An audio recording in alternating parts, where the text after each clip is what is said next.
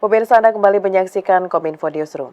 Jelang pemilihan Kepala Daerah Serentak 2024, Komisi Pemilihan Umum menggandeng Badan Meteorologi, Klimatologi, dan Geofisika melakukan pemetaan cuaca. Pemetaan cuaca ditujukan sebagai langkah antisipasi gangguan distribusi logistik pemilu akibat dari cuaca buruk yang berpotensi melanda sejumlah wilayah di Indonesia. Mengingat KPU hanya mempunyai waktu 2 bulan untuk distribusi logistik ke semua wilayah di Indonesia. Komisi Pemilihan Umum berkoordinasi dengan Badan Meteorologi, Klimatologi, dan Geofisika mengantisipasi potensi cuaca buruk jelang Pilkada Serentak 2024 pada November mendatang. Cuaca buruk menjadi ancaman sulit dalam distribusi logistik pemilu. Pasalnya, cuaca buruk berpotensi menyebabkan banjir dan akses jalan terputus, sehingga menghambat distribusi logistik pemilu sampai tepat waktu ke daerah tujuan. Tingginya gelombang air laut juga menjadi tantangan tersendiri bagi distribusi logistik ke wilayah terpencil, sehingga pemetaan cuaca dirasa sangat penting dalam memaksimalkan waktu yang dimiliki KPU dalam distribusi logistik pilkada. Anggota KPU Republik Indonesia Yulianto Sudrajat menilai jadwal pelaksanaan Pilkada Serentak 2024 sama menantangnya dengan pemilu presiden 2024 lalu, khususnya soal distribusi logistik di luar musim.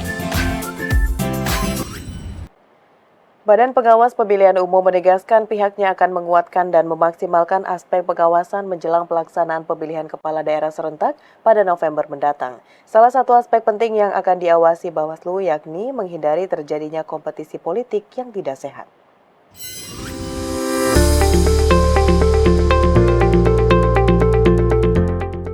Badan Pengawas Pemilihan Umum menyatakan akan menguatkan dan memaksimalkan aspek pengawasan menjelang pelaksanaan pemilihan kepala daerah serentak 2024.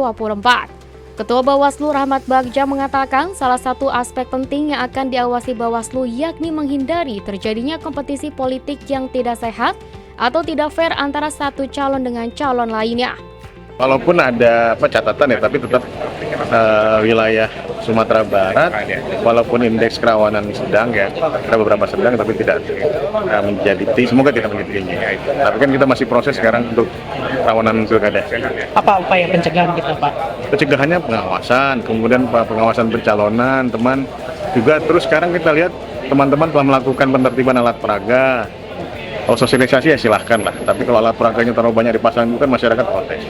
Berdasarkan PKPU nomor 2 tahun 2024 tentang tahapan dan jadwal pemilihan gubernur dan wakil gubernur, bupati dan wakil bupati, serta wali kota dan wakil wali kota tahun 2024, Pilkada serentak akan dilaksanakan pada tanggal 27 November 2024 di 545 daerah. Sementara itu, Pilkada Provinsi akan dilaksanakan di 37 provinsi termasuk Papua. Penyelenggaraan pilkada di wilayah Papua akan dilaksanakan di Provinsi Papua, termasuk juga Provinsi Papua Barat, Provinsi Papua Selatan, Provinsi Papua Pegunungan, dan Provinsi Papua Barat Daya. Kita ke informasi lainnya, pemirsa. Wakil Presiden Republik Indonesia Ma'ruf Amin menetapkan wilayah Kresek Kabupaten Tangerang, Banten menjadi kampung santri. Penetapan itu ditandai dengan penandatanganan prasasti Kresek Kampung Santri sekaligus Puncak Gebiar Muharram 1446 Hijriah di Aula Syekh Astari.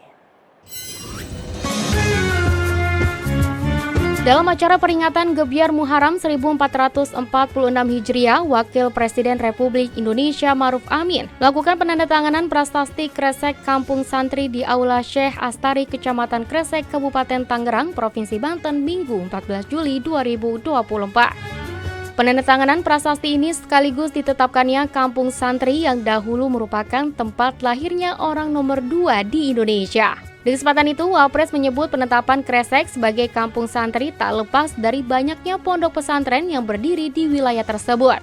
Ia berpesan agar penetapan Kresek menjadi kampung santri dapat menjadi motivasi agar pesantren-pesantren di Kresek berkontribusi bukan hanya di level kabupaten atau provinsi tetapi juga nasional.